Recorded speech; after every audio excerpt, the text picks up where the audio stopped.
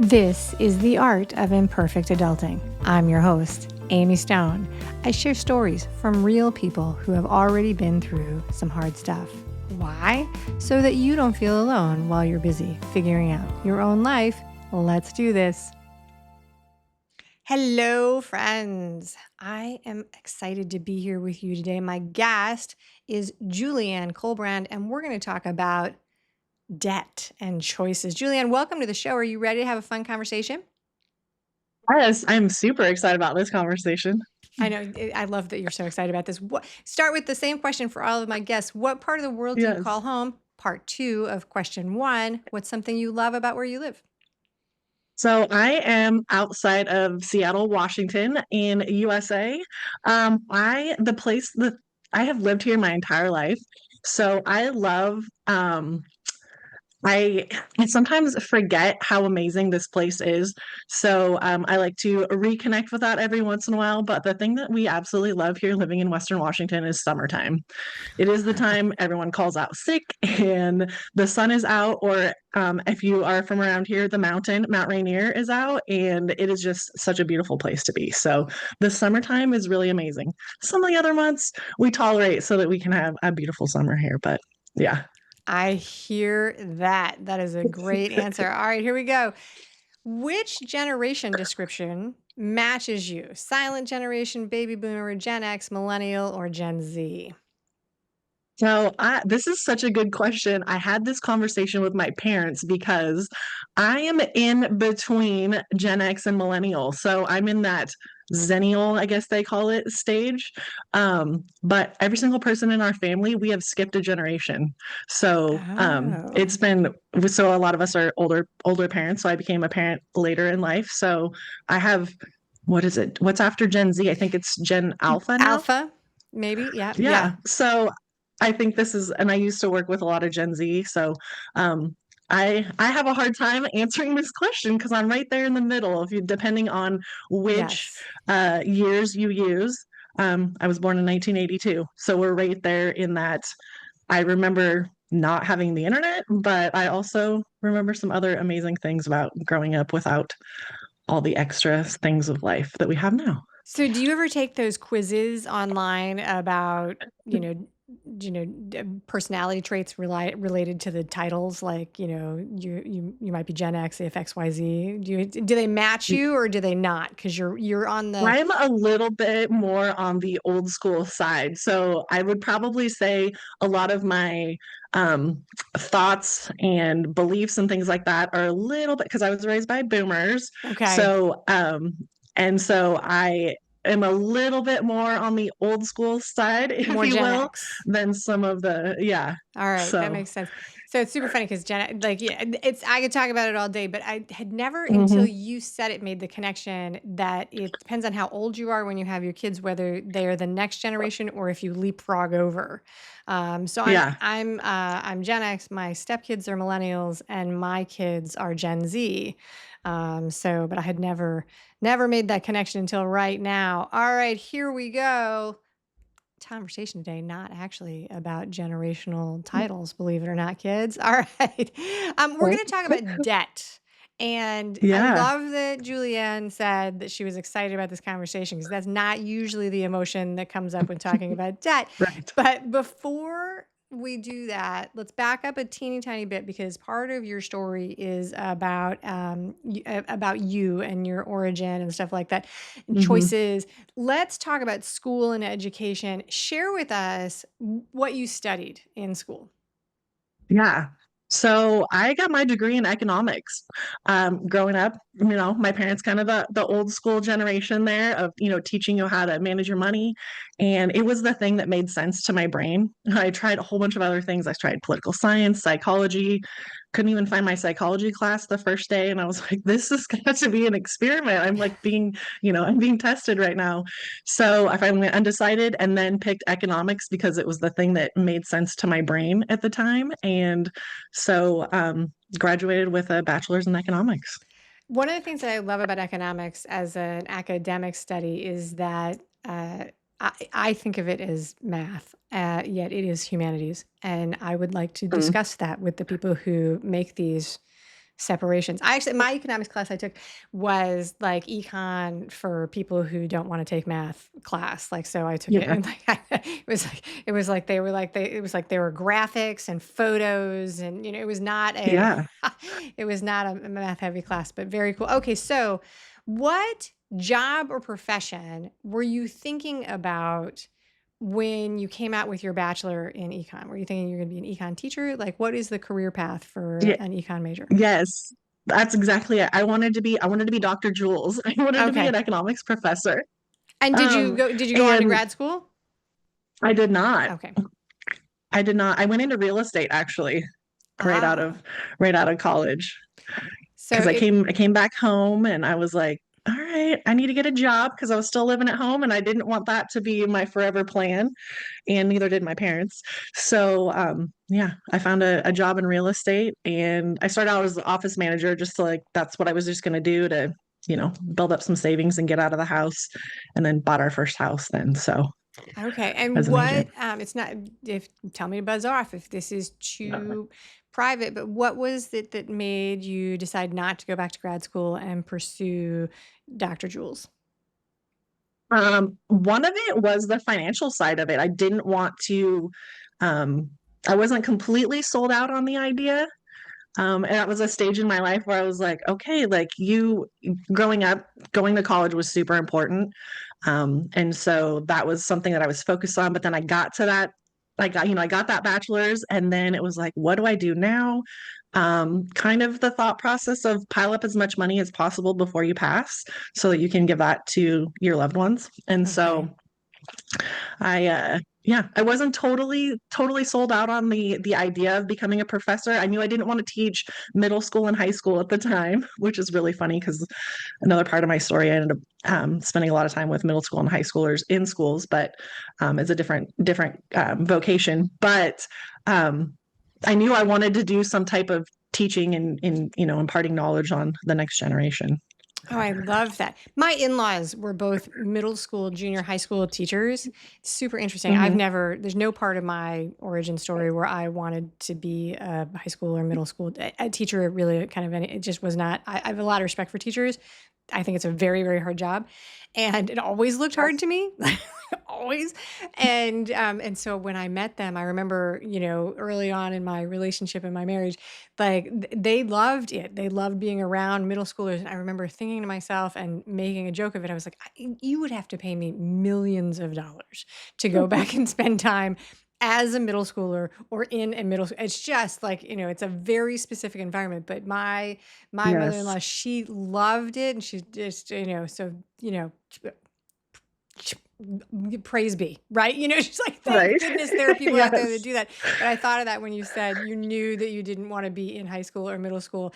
And, because it's a very specialized Yeah. time. All right. So you thought you were going to be Dr. Jules. You've got this econ degree. You're looking down the road, and you're like, I'm not sold if this is the way to go. I have a question about the curriculum that you had as an econ student in college, and then what we're going to talk about today. What part was there part of the economic studies that you were doing that was about personal finance, instruction curriculum on budgeting, debt, like on the personal side? Was that part of the econ major at all? No, it wasn't. Not very specifically. I would say like, the overarching topics and just this is what you have and this is what you can do with what you have. And then if you need more, you make more or you don't overspend. There's no such thing as free lunch. Some of these things that we hear um throughout life, but it wasn't necessarily a structured, this is how you create a household budget and this is how you create income to pay your bills and that type of stuff. So yeah, I always think that's very interesting what is taught, whether it's in elementary and secondary school and then college, and it's just one of these things that we feel like we're supposed to know how to do, but it's never really spelled out and taught in a very practical way. Yeah, I did have in a math class at some point, there was an assignment where we were clipping coupons and pretend shopping, Mhm. right? Like, and like it was a ledger, like a checkbook kind of Yeah. thing. I remember that assignment. One of the funny things, like this is not a this is that I have shifted. So I'm 52. I used to like have this category of things that I was like, I don't know that they taught that. And now I openly admit that it's very possible that I was daydreaming or talking in the back of the classroom for some of this stuff because, like Yeah. that's just sort of the way it is. I have a whole lifetime of experiences being like, wait, did they say when this meeting is? Like, I don't know. And they're like, yes, they said you were gabbing in the back, Am. And I'm like, oh, okay. So, that's maybe they taught, maybe they offered it to me at some point. I was like, just not paying attention. Yeah.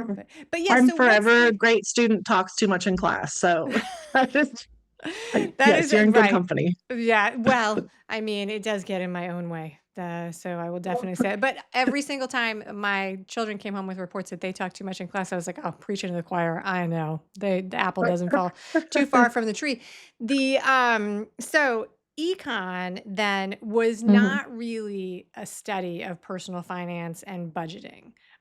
It was more of what is it then? Theory of how money Yeah. moves or Yeah, and then just overall banking systems and so, how the, treasury works and things like that. Like it was so there's micro and macro, so there's the supply of goods. One of the things that I found super interesting, and especially during the pandemic, I really saw it come to affect day-to-day life, was the supply chain management side okay.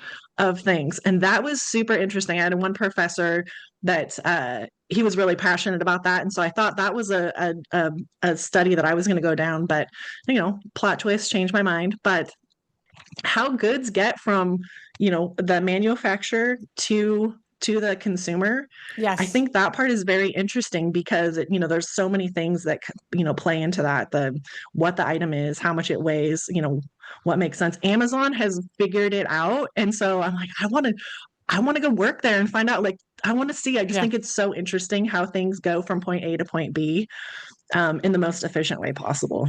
It's gotta be totally different than in the 1980s. Like, that's gotta be because Yes. and I had never heard of like, now I know a bunch of people who specialize in supply system construct they're like engineers Hmm. of those system kind of things, Yeah. but I had never even heard of that until, say the past 5 or 7 years. Alright, so the reason I was digging in so much to the background of this is that it parlays into our conversation. Um, you end up with over six figures in consumer debt. So Yeah. share with us what, because I think I know this, but I don't want to assume. Share with us Yeah. what does consumer debt mean? So anything that's not your first mortgage. Okay. So not your primary mortgage. So cars, credit cards, personal loans, medical debt, student loans. So ironically, only $2,500 of that was my student loan. So I was really lucky that part of most of my college, my parents said, we'll pay for 4 years. Because, well, this is kind of a crazy little weird story. My mom entered me in a baby contest, a photo contest back in the day, and I won. And that annuity, the prize was an annuity, and that grew to a large amount. So it paid for my college and part of my sister's. But my parents Wow. said, "Hey, for 4 years, we'll pay for 4 years of college, and then after that, I got an opportunity to study abroad." So that was what I had to pay for that last quarter of school myself. So That's exactly my same story. I wonder if that is a generational thing because that was my parents were like 4 years. We'll try and pay for that. And yeah, when I went to college, tuition was much much superlatively much less than it is sure, today. But they were like, and yes, then then you're on your own. I don't know if people still do that today because it is a totally different math equation. But mhm, I did my last year of school study abroad and I, like, and it was, my parents were like, this is a once in, this is the only time yeah, in your life you get to do this. It's worth taking on the debt for it. I wasn't sure when I asked you, when I wrote this question, I wasn't sure if student loans counted yeah. in this formula because mortgage they don't count that in there. Funny story about debt. so I graduated in the 90s. When I signed the note for that loan, I was really, really nervous. Mm. And my dad, this was on the phone because we were in different states. I think it was on the phone. And my dad said, he's like, don't worry. It was 8%. And he was like, this is the lowest interest rate you'll ever see in your life. So I graduated in 95, 96. And the interest rates, like, they tanked for like the next 20 Yeah. years. Like, it's never been that high ever again. But my dad, Right. having lived through the 70s and 80s, he was Mhm. like, "You'll never. This is the lowest." It's like, oh my god, that's so. It's just so funny how like things change. Anyway, I don't know. Maybe it's not a funny story. I think it's funny because it involves my dad. All right, so Mm. $107,000 in consumer debt. I'm going to shift to talking to you about the shame that you attach to Yeah. this. But first, I'd love for you to tell as much as you're willing to share. Like, Yeah. how did you run up that bill? So $2,500 of it was study abroad. Yeah. What other kind of stuff was in there? So, a second mortgage on the house, it was cars, it was credit cards, and it wasn't like we were taking these, I know, Amy, you love to travel. We weren't taking luxury vacations around the world, Yeah. going to Fiji and stuff like that. It was we lived here in the Seattle area, and my husband, his family is in Northern Kentucky, and as well as his oldest daughter. And so we would travel to go back and see them. But at the time, I was in real estate. Mm-hmm. And so it was super easy because it was feast or famine. It was that was like 2006, 2007. So we all know what happened in 2008. And that's That's the when correction. it Yeah. really, yeah, that's when everything went real sideways for us. But because once he got out of the Navy, he was selling cars. So we had two incomes that were dramatically based on some Commissions. big factors in the yeah. Yeah. So Yeah. and big factors in the economy, in the Yeah. overall economy. And so things changed a lot for us. But it was just like I would get a paycheck because I had a closing, and then we prioritized our money differently. Instead of paying, getting the power bill paid, we were like, we're gonna go see family. And it wasn't because we didn't um we didn't know what to do. It was just really important to go see family. And so Mm. it got us so that stuff, those little bills start to add up, those late fees and all that stuff. And then you put it on a credit card, and then you're balancing, balance transfers, and then the interest shows up. And so it was a lot of little things that just got way out of hand. And that snowball, that Yes. avalanche, if you will, Yes. Those are the words they use. it Yeah. came for us. It just came The for us. that is so interesting. So, I mean, as somebody, we talked about the curriculum in economics. Mhm. Did you know about compound interest and the formulas? Like, I mean, and obviously Oh, absolutely. you were dealing with mortgages, you were helping people buy a Mhm. house, you were making them sign on that form, the scariest form you'll ever sign in your entire life, which is the form where they show you Yeah. what you're actually going to pay, what you will have Yeah. paid at the end of 30 years or however long your mortgage is. Yeah. It's a giant number. It's not the Yeah. number on the MLS form. So you Yeah. knew about that, but that was Yes. basically what you were doing. You were like prioritizing life today and sort of Yeah. kicking it down not really paying attention to the impact of interest and late fees and that kind of stuff. Yeah. I mean, I definitely knew about the compound interest and that stuff, but it was one of these things in my mind that I was like, we'll figure it out. That's a And we just kept tomorrow telling problem. ourselves, we'll figure it out. Yeah. And so, yeah, we'll deal with that tomorrow. We'll figure it out because this is really important today. Yeah. Okay. Yeah. Um, So, and and there's so another that's where, version of that people run into, right? Which is emergency expenses where that choice is mhm, forced on you. It's like, I have to do this today. I can't do this yes. other thing. Right. So that's not what we're talking about today, but that's Yeah. another time when that story shows up in storytelling. All right. So, okay. So that's how you made this decision. That's how you ran up the bill. How long did it take to go from, 0 to six figures in debt? You know what? I don't actually know how long it took. I know how long it took us to get away from it. Okay. Yeah. That was So 6 years. So it took you Yeah. 6 years to get away from it. Okay, so you describe that you had some shame attached Yeah. to this. And part of that is because you had this educational background Yeah. as in economics. Shame is a super complicated emotion, I think. I'm not an expert Mhm. on it, but share with us, if you will, what was going on with the shame? How did it feel? Do you have any idea what was the origin of the shame feeling? Really, really good question, and you're right, it is it's a big thing, and especially around money. For me, it was I had this education and I knew about the compound interest and I knew about, the interest rates on credit cards and these late fees and all this stuff. And I was trying so hard to adult and keep it together, especially in my early 20s.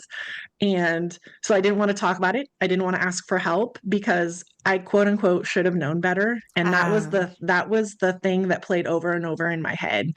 And so I didn't even want to share it with my husband at one point because I was like, he was leaning on me because I was the I was the expert at the time. And I was just like, okay, this isn't working. And he was putting his trust in me that I was making it happen. And then it just became really, really heavy. And I think that's the best way to describe it, is that it just felt like I had put on this backpack that I couldn't let go of. I carried it around with me everywhere. I carried it with me to work. I carried it with me to bed at night. Activities like, hanging out with friends. And so then you're trying to maintain what you think the rest of the world should think that your life should look like. Yeah. And you're also carrying this backpack around that you just get exhausted. And so one day I said, we can't do this anymore. Like, we have to rip the band-aid off. We have to figure this out and get rid of this, because this is not how I envision my life to be. This is not how I want my future to be. And so we got to figure it out, babe. I want to be married to you, and I want to figure this out. So we decided, you know what, we'd rather be married than have, this lifestyle that we thought we needed to maintain. And so we just got to work on creating a plan and getting rid of that debt. Getting rid of the debt. I think that you said some stuff there that's really very important. Happiness is, and it sounds like shame, happiness is so Uh-huh. closely tied to our expectations of what we think Uh-huh. should be happening, right? So Yeah. if we think it should be a sunny day, on the day we Uh-huh. have a picnic planned, we are more likely to be upset if it doesn't go that way, like, so as opposed to, Yeah. and obviously we don't have control over the weather, right? There's Yeah. always the Right. potential. And so that expectation, right?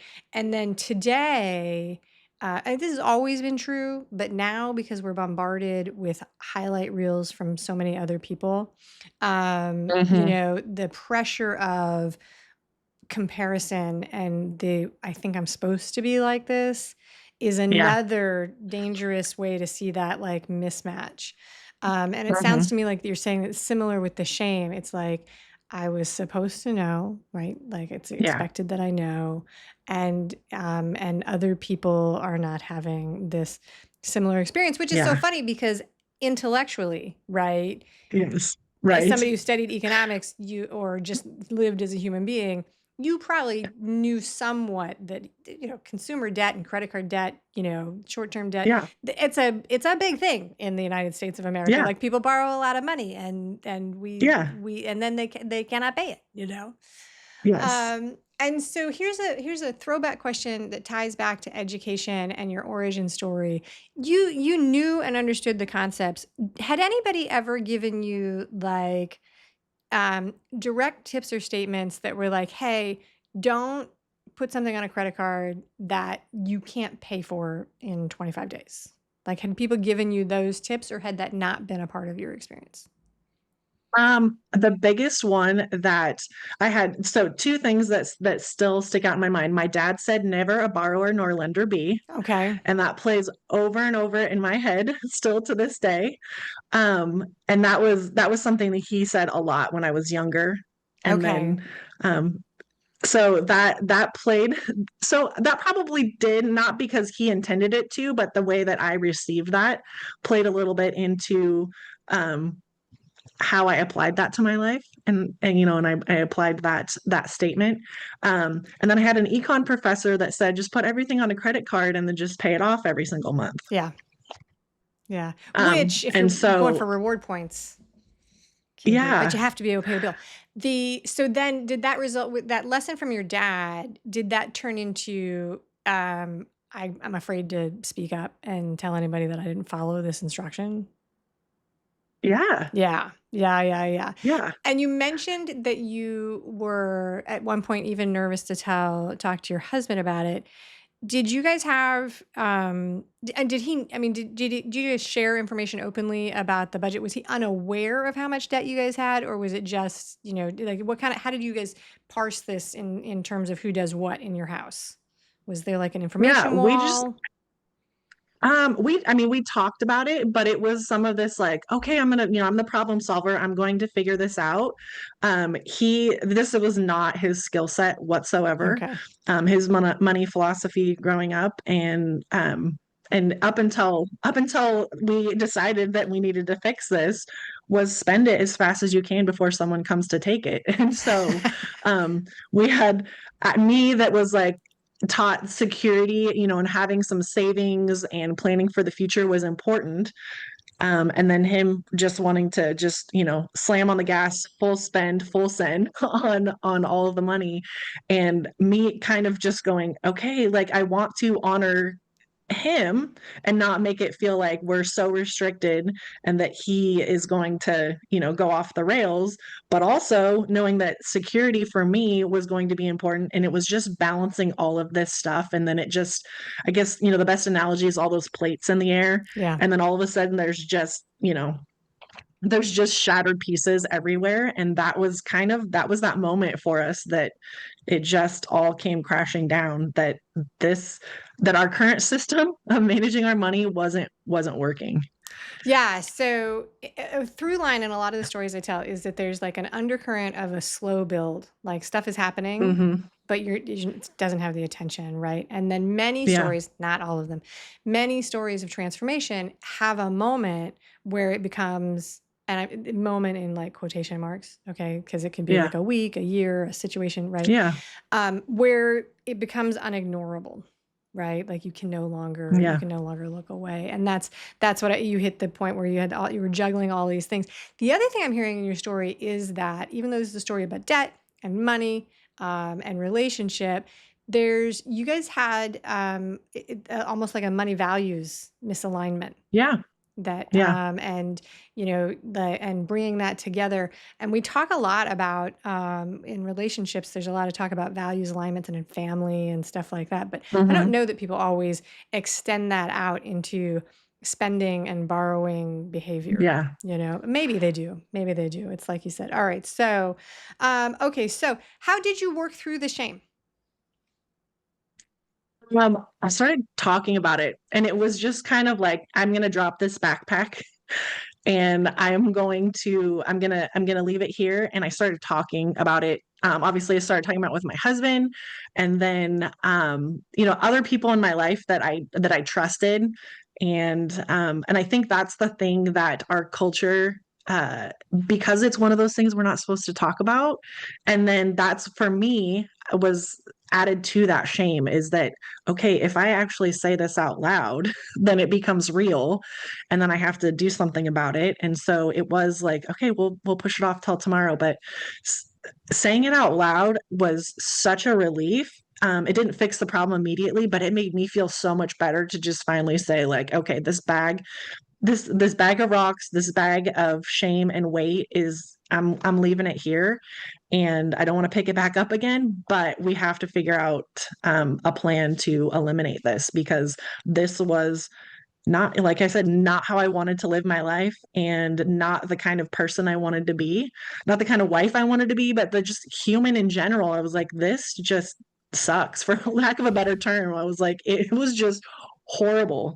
And so, starting to talk about it with the right people, and even just saying, sharing it with my parents, that I was like, yeah, we're not in a good spot. And so we even started, with our family, said, we want to work on this so much that we're not going to be giving gifts. So we don't expect any gifts right now.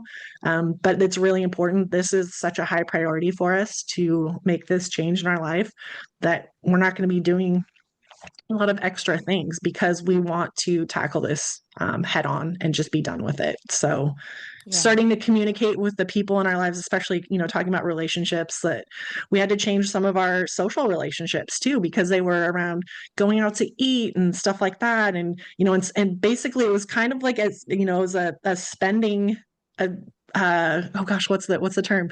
It's like a spending competition, socially. It Yeah. wasn't necessarily, we don't say that, but it just kind of happens.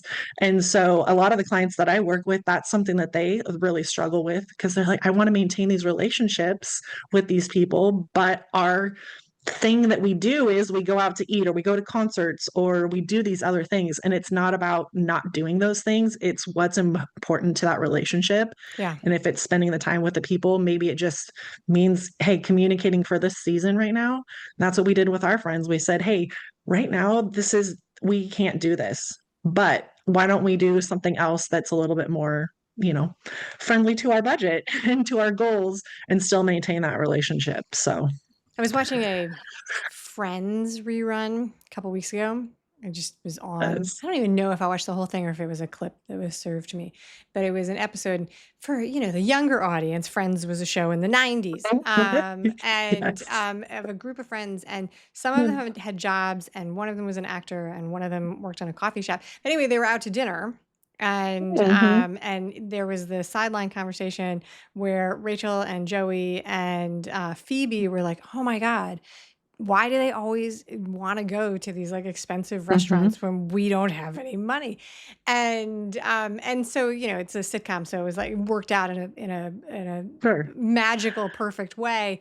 But that Yes. does happen in friend groups where people have different life stages, different Mhm. spending stages, different priorities, different things, and they don't always line up. They don't always line up. Yeah. So the first person you talked to, was that your husband, or did you talk to somebody Yeah. else? The first person you talked to was your husband. Where did your dad fall into the list of people that you were finally able to talk to about this, since you had that like memory of him being like, "Don't do this." Yeah.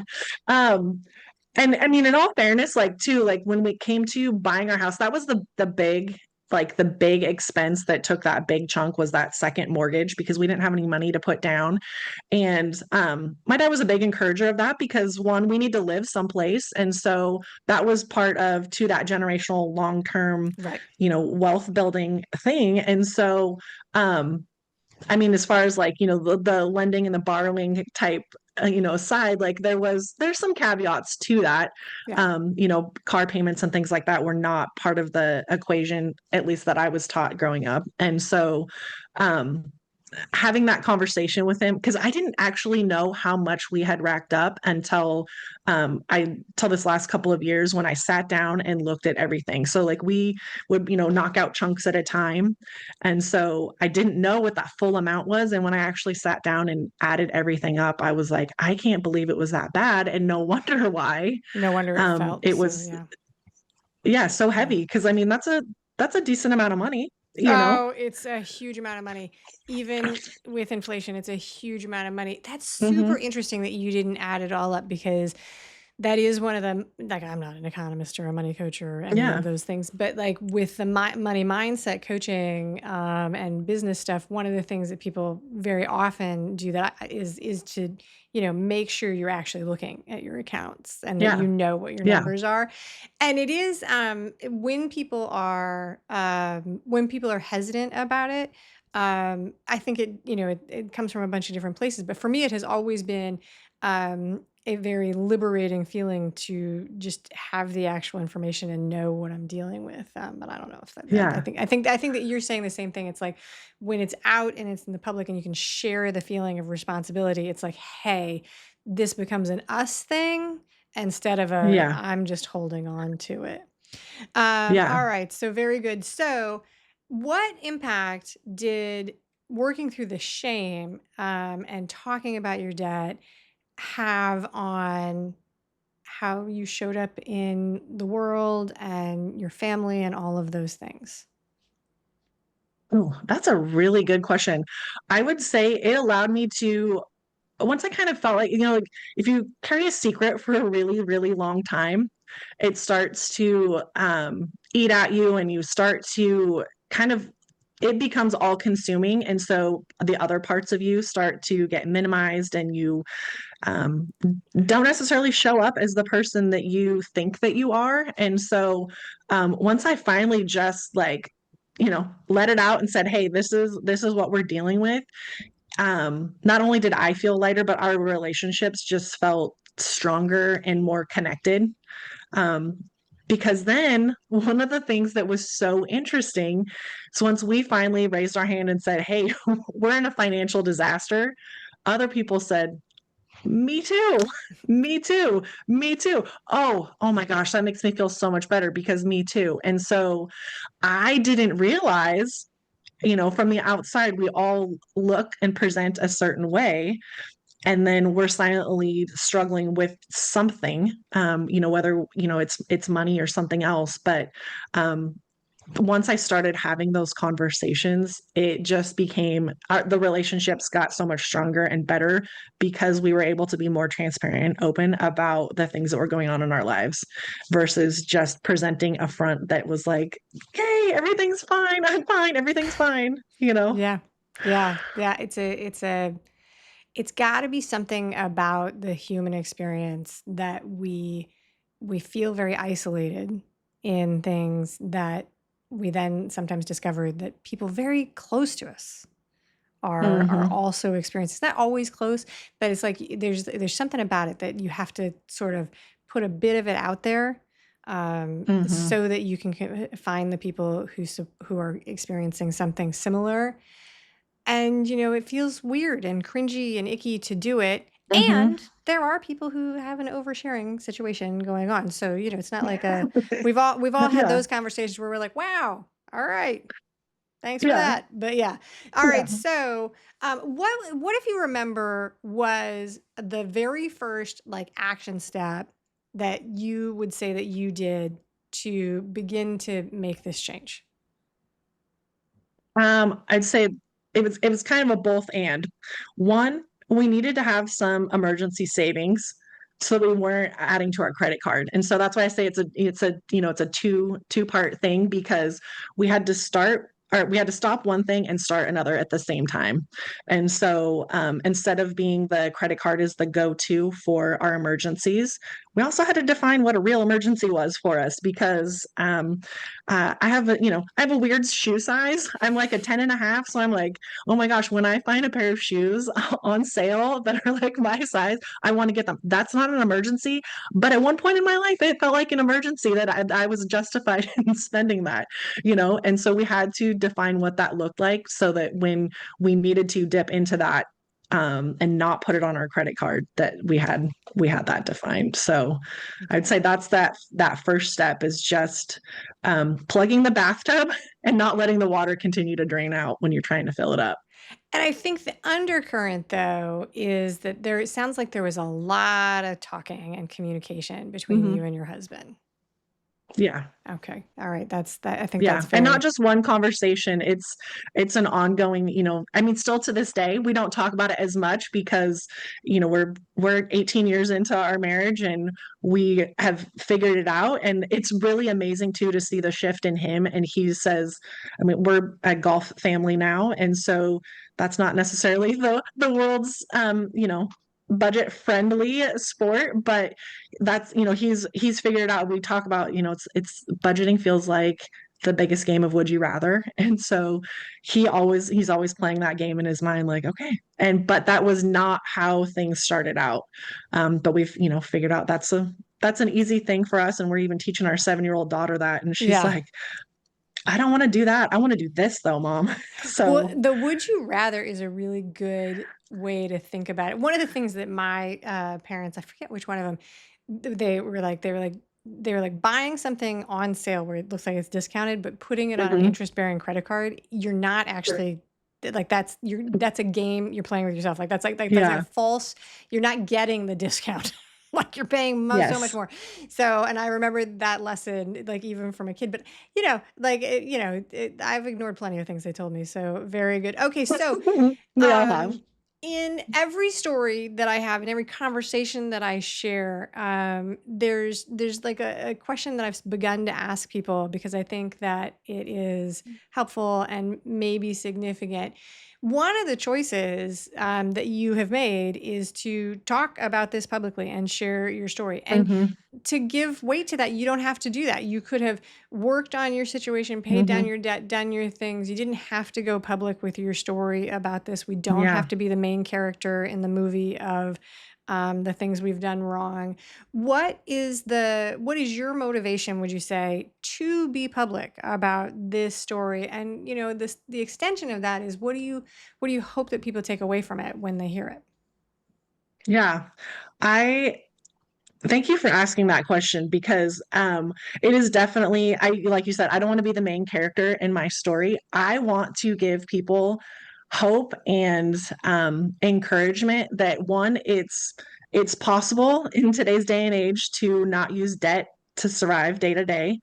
It's it's also, you can know all of the things and still applying them to life can be very challenging. And so, kind of a plot twist for my life that I haven't shared yet on this episode, but is the last couple of years I was diagnosed with ADHD. And once I started sharing more of that part of my story, also, I realized how many people in the ADHD community struggle with money management.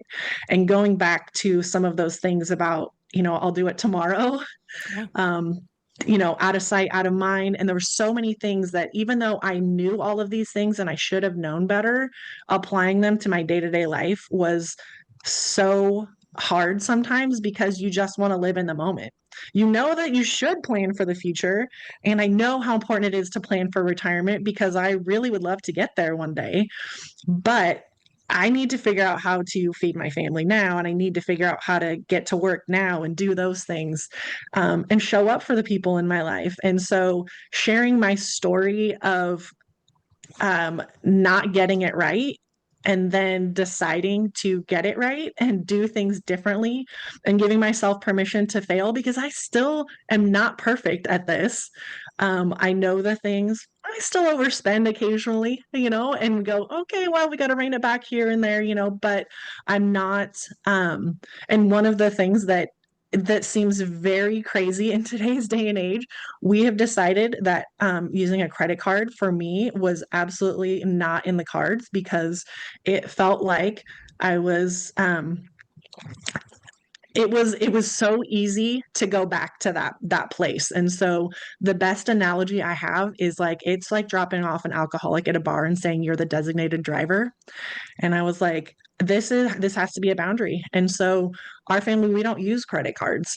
And it sounds really, really crazy, but we have a home. We're working on paying that off. And so as far as like, building credit and all of those things, that's not part of our future plan anymore. And so I think just sharing that you can do things differently than, quote unquote, everyone else says or everyone else we think everyone else is doing. I think it's just so important to be able to share that um, and that hear that you can still mess up, you can still succeed. Yeah. Everything is figure outable, especially when it comes to finances. Everything is figure outable. You just getting the support and being willing to do the work. That's the key. Absolutely. I love what you just said because there's a reason that this show is stories of lived experience and Hmm. not stories of academics who've studied how things work because they are often different. Hmm. And some of my examples are, the dentist who tells you that the numbing shot is going to just be a little prick and then he sticks the Yes. needle in your gum and you're like, "Oh my god, that hurt a lot." Yeah. Like Yeah. so then it's happened to you and when you tell your friend who goes to dentist, be like, "Don't believe it. Be ready." Yeah. Right? Experience is not the same as knowledge all the time. They're both valuable, both important, Yes. but having the Yeah. benefit of the experience of people is really important. Okay, so in a minute we're going to wrap this up, but I do want to give you a chance. You've talked a little bit about, you've mentioned people you work with, but tell folks what Mhm. you do and an easy way for them to find you online, which those things will all be in the show notes and in the email newsletter. Yeah. I love hanging out on Threads, especially now that I've found an amazing community of other people with ADHD, and that has just become such a core part of what I do because um I mean, that we just silently struggled. And that's what, kind of finding this out about myself later in life, that there is an underlying thing that was challenging for my brain I understood it, but applying it. And so that's what I love teaching as a financial coach. That's what I do. And so I also have podcast Debt Rebel. And that's another place that people can kind of jump in my world and hear a little bit more of my story and some more practical tips. But I love hanging out on Threads. Amy, that's how we met. And so that's just a really fun place for me, that's been encouraging to just be with other people that understand that life isn't perfect. It is absolutely so imperfect, and that's okay. And I think that that's kind of the big thing. And also, like share on your show, like we're all just, one day at a time, we're figuring this out. Figuring And age doesn't matter. That's the other thing I've learned. I'm like, my 7-year-old has a lot more of this stuff figured out already, and she's asking questions. And I'm like, we joke that we're raising a 40-year-old woman because she just has so much wisdom already. And so I don't want to just keep that to myself. Like, obviously, I want her to have that, but being able to share that with other people that struggle with money, because it's, even though I put in some work and studied this, and then applying it to day to day life, those are two very different things. 100%. I totally do that. All right. So very good. You have a special offer for the people in the audience, which Mhm. is a financial self-care journal. It's normally $27. And there's a link in the show description, the show notes, the email newsletter, which is a coupon that I think makes it free. Yes. All right, Yeah. very good. Just That for your is a listeners. very generous offer. I want to say thank you very much to that. My It's super pleasure. interesting to have this conversation with you, and I loved like little things were going off in my head when you pointed out the connection between how we manage money and ADHD, which is usually so tightly connected to decisions and executive Hmm. functioning and behavior. Hmm. But I mean, obviously, those behaviors that all of a sudden my mind was like, of course, that would be a difference. Oh, Right. absolutely. All right, so we're gonna do the wrap up questions. I could talk to you about that all the time, but all right, here we go. So today, information is so accessible all the time, right? You just speak a question to the Hmm. air, but that's not the same as, is it a good idea? What is a recommendation for something fun or great in the audience? It could be a good book, a podcast, a movie, an audiobook, something entertainment based that you've done recently that you would recommend for the people in the audience. Oh, I love it. This is one of my favorite podcasts right now, is Movies at Grandma's House. It is like so nostalgic, and I think it's great, one, for just reconnecting with movies that we might have watched as young adults or kids, and then being able to share those with our kids or our grandkids in a family friendly way. And so that's been a really fun one. I actually met the show hosts on Threads, and so Okay. I think that's been really fun, is just be a fan of that show and reconnect with old movies. I love watching movies with my family. That So movies, I don't know that. Oh, that's a wonderful recommendation. Thank you so much yes. for sharing. That's the reason I ask, because how else would I find out? How would I find out? Okay, now this Yeah. next section, this may be a terrible question for you, actually.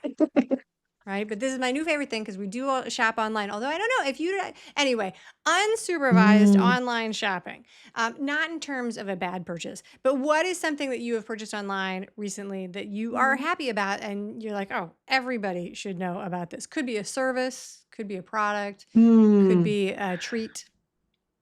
Oh man, online shopping. Because it feels This like is a it's whole not real. episode on it. Yeah. This is a whole episode in itself, Amy. Um, I don't know. I mean, I don't know if everyone else would be excited about this, but I bought new golf clubs Yeah.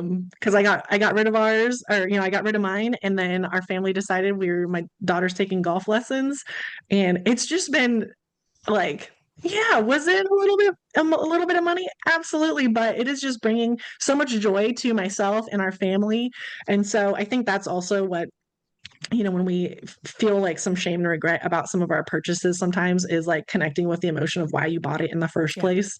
Sometimes it's good, but other times if it's to bring you joy and to create memories and you have the money available, do it.